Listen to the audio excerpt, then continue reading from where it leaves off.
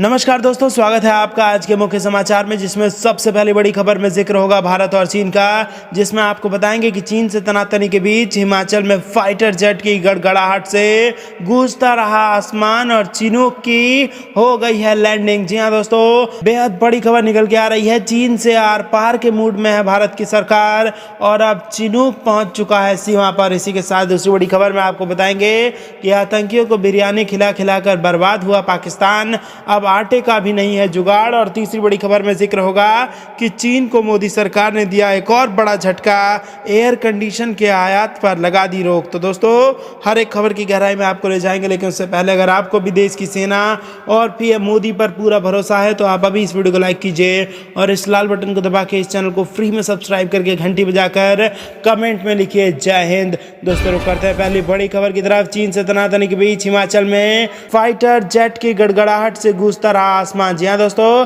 भारत चीन तनाव के बीच हिमाचल प्रदेश से ये बेहद बड़ी खबर निकल के आ रही है। बुधवार देर रात और गुरुवार सुबह प्रदेश में जेट फाइटर की आवाजें गूंजती रही और इससे पहले कुल्लू के भुंतूर एयरपोर्ट पर अत्याधुनिक हेलीकॉप्टर चिनूक की लैंडिंग हुई। बताया जा रहा है कि चिंकुला पास पर टनल निर्माण के लिए सर्वे करने को लेकर चिनूक हेलीकॉप्टर यहां पहुंचा है। कुल्लू के बाद हेलीकॉप्टर केलांग के स्टिंगरी हेलीपैड पर भी उतरा और जास्कर रेंज में हवाई सर्वे किया।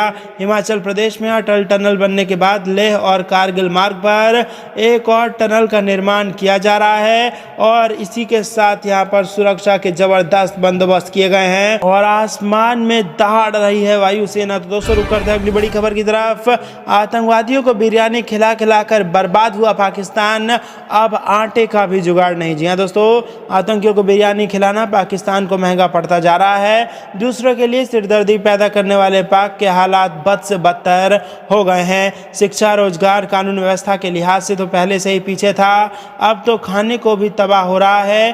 पाक में आटे के लिए हाहाकार मचा हुआ है। पाक सेना के लिए रुपए मांगती घूम रही है इमरान सरकार। अपने देश के लोगों को 2 वक्त की रोटी तक नसीब नहीं करवा पा रही है। पाक में लगातार गेहूं की आसमान छूती कीमतों का असर अब आटे के दाम पर भी दिखने लगा है। देश के कई हिस्सों में आटा 75 रुपए किलो से भी अधिक पर बिक रहा है। इतना ही नहीं, अब यह आटा रुपए देने के बाद भी नहीं मिल रहा है। पाकिस्तान के चारों प्रांतों सिंध, बलूचिस्तान, पंजाब और खैबर पख्तूनख्वा आटे की किल्लत से जूझ रहे हैं। सिंध और कई अन्य प्रांतों में लोगों को लंबी लंबी लाइन में घंटों इंतजार करना पड़ रहा है, उसके बाद भी आटा नहीं मिल रहा है। हालत ये तक पहुंच गई है कि नान बेचने वाले दुकानदार हड़ताल पर जा रहे हैं और लोग भूख से रो रहे हैं। पाकिस्तान को भारत से लड़ाई सबसे अधिक महंगी पड़ी है। पुलवामा हमले से पहले तक पाक को मोस्ट फेवर्ड नेशंस का दर्जा प्राप्त था, जो उसकी हरकतों की वजह से भारत ने वापस ले लिया। इसके साथ ही आयात पर 200% कस्टम ड्यूटी लगा दी और पहले से ही फटेहाल गुजर बसर कर रहे पाक के लिए ये बड़ा झटका था। और अब जो बारूद खिलाने की पाक की हरकत है, उसके बाद अब आटा खाने का यहाँ पर किल्लत सामने आया है और पाकिस्तान इस वक्त जबरदस्त मुसीबत में जकड़ता जा रहा है। इसी के साथ दोस्तों, रुक करते हैं अगली बड़ी खबर की तरफ। चीन को मोदी सरकार ने दिया एक और बड़ा झटका, एयर कंडीशनर के आयात पर लगा दी गई है यहाँ पर भारत सरकार द्वारा रोक। जी हाँ दोस्तों, आत्मनिर्भर भारत की दिशा में मोदी सरकार ने एक और कदम बढ़ा लिया है और चीन को बड़ा झटका दे दिया है। केंद्र की मोदी सरकार ने घरेलू उत्पादन को बढ़ावा देने के उद्देश्य से रेफ्रिजरेटर के साथ आने वाले एयर कंडीशनर के आयात पर पाबंदी लगा दी है। मोदी सरकार के इस फैसले से चीन की सरकार के साथ साथ वहां के कारोबारियों को भी बड़ा झटका लगेगा। दरअसल भारत में एसी का बाजार कुल 40,000 करोड़ रुपए का है और भारत अपनी एसी की जरूरत का करीब 28% इंपोर्ट चीन से करता है। कई मामलों में तो एसी के 85 से 100% पार्ट्स इंपोर्ट किए जाते हैं। चीन और थाईलैंड से मुख्य रूप से देश एयर कंडीशनर इंपोर्टर हैं और सरकारी आंकड़ों के मुताबिक दोनों देशों से भारत का 90% सामान आयात होता है। रुक करते हैं अगली बड़ी खबर की तरफ।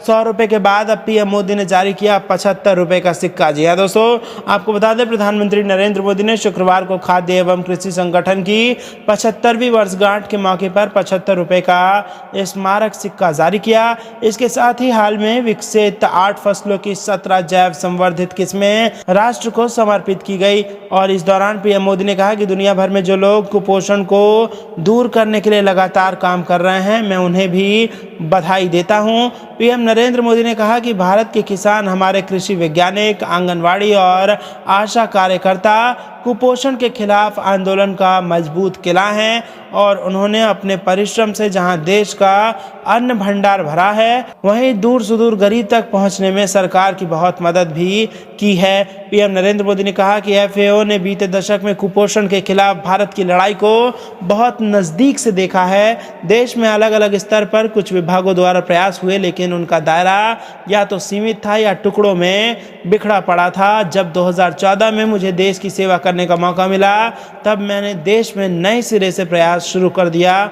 और अब दोस्तों आपको बता दें कि एफएओ के इस 75वीं वर्षगांठ पर पीएम मोदी ने 75 रुपए का सिक्का भी जारी किया है। दोस्तों रुक करते हैं अगली बड़ी खबर की तरफ। सुशील मोदी का आरोप, तेजस्वी के नामांकन के शपथ पत्र में दी गलत जानकारी, लालू की तरह जेल में रहेंगे नेता प्रतिपक्ष। जी हाँ दोस्तों, उप मुख्यमंत्री सुशील मोदी ने नेता प्रतिपक्ष तेजस्वी यादव पर राघोपुर में नामांकन दाखिल करते समय तथ्यों को छिपाने और गलत जानकारी देने का आरोप लगाया है। सुशील मोदी ने कहा कि रघुनाथ झा और कांति सिंह से गिफ्ट में मिली संपत्ति को वो खरीदा हुआ बता रहे हैं। सीबीआई, ईडी और कर को इस मामले में स्वतः संज्ञान लेना चाहिए। वैसे इस मामले को हम चुनाव आयोग में भी ले जाएंगे। तो दोस्तों यहाँ पर तेजस्वी यादव की मुश्किलें बढ़ती नजर आ रही हैं और अगर सुशील मोदी की माने तो वो भी जेल जा सकते हैं। और अब ईडी, सीबीआई के साथ साथ चुनाव आयोग में भी उनके खिलाफ शिकायत दर्ज कराने की बात कर रही है भारतीय जनता पार्टी। इसी के साथ रुक करते हैं अगली बड़ी खबर की तरफ। नामांकन करने आए महागठबंधन के 2 उम्मीदवार गिरफ्तार, पहले से दर्ज थे कई केस। जी हाँ दोस्तों, इस वक्त की बड़ी खबर मुजफ्फरपुर जिले से आ रही है, जहां नामांकन करने के बाद महागठबंधन के उम्मीदवार को स्थानीय पुलिस ने गिरफ्तार कर लिया। उम्मीदवार पर नॉन बेलेबल वारंट था। गिरफ्तार प्रत्याशी महागठबंधन से उम्मीदवार आफ्ताब आलम बताए जा रहे हैं, जो औरई विधानसभा क्षेत्र के लिए नामांकन करने के लिए पहुंचे थे। वहीं आपको बता दें दूसरी तरफ कांटी विधानसभा क्षेत्र से नामांकन करने के बाद एक उम्मीदवार को करजा थाना की पुलिस ने गिरफ्तार कर लिया है। रुक करते हैं अगली बड़ी खबर की तरफ। गरीब जनता की सेवा करना वही जानता है जिसका 56 इंच का सीना होता है, जेपी नड्डा का बड़ा बयान। जी हाँ दोस्तों, आपको बता दें कि भाजपा के राष्ट्रीय अध्यक्ष जेपी नड्डा गुरुवार को बिहार के सासाराम पहुंचे। इस दौरान उन्होंने कहा कि जब मैं बिहार की धरती पर आता हूं तो मुझे अपना बचपन याद आता है। ये जयप्रकाश नारायण और राजेंद्र प्रसाद जी की धरती है। मैंने राजेंद्र प्रसाद जी की अंत्येष्टि भी देखी है और जयप्रकाश नारायण जी का आंदोलन भी देखा है। इसी के साथ जेपी नड्डा ने कहा कि बिहार को समझना आसान काम नहीं है और जो बिहार को जान जाए वो राजनीति की जननी को भी जान जाता है। चुनाव में बड़े बड़े वादे देकर लोगों को लुभाया जाता है। कई बार तो जनता पशुपेश में पड़ जाती है कि वोट किसे दें। कभी भी वोट इस आधार पर मत दीजिए कि वो प्रत्याशी और उसकी पार्टी आगे चलकर क्या करेगी। वोट इस आधार पर देना चाहिए कि प्रत्याशी ने और उसकी पार्टी ने अब तक क्या किया। उन्होंने कहा कि जाति, मजहब और वोट बैंक की राजनीति देश की संस्कृति बनी हुई है। पीएम मोदी के आने के बाद देश ने एक नया सपना देखा और भारत को महान बनाते हुए दुनिया में आगे खड़ा करने का काम मोदी जी के नेतृत्व में हुआ। दोस्तों रुक करते हैं अगली बड़ी खबर की तरफ। बिहार में भारतीय जनता पार्टी की बड़ी कार्रवाई, 3 पूर्व विधायकों को पार्टी से निकाला। जी हाँ दोस्तों, बिहार विधानसभा चुनाव से पहले भारतीय जनता पार्टी लगातार बागी नेताओं पर एक्शन के मूड में नजर आ रही है। भाजपा ने इस बार अपने 3 पूर्व विधायकों पर बड़ी कार्रवाई करते हुए पार्टी से बाहर का रास्ता दिखाया है। इन पूर्व विधायकों में आशा देवी, भाई दिनेश और श्रीकांत निराला का नाम शामिल है। भाजपा ने निलंबित किए गए इन तीनों पूर्व विधायकों पर पार्टी प्रत्याशियों के खिलाफ चुनाव लड़ने के मामले में कार्रवाई। दोस्तों रुक करते हैं दूसरी बड़ी खबर की तरफ। सीएम नीतीश की जनसभा में दहाड़ कहा, कुछ लोग मेरे खिलाफ बोलकर अपना प्रचार कर रहे हैं। दरअसल दोस्तों बिहार में मुख्यमंत्री नीतीश कुमार की एक्चुअल रैलियों का आज दूसरा दिन है। मुख्यमंत्री आज कई जगहों पर चुनावी सभाओं को संबोधित कर रहे हैं और इसके पहले उन्होंने बुधवार को भी 4 जनसभाएं की थी।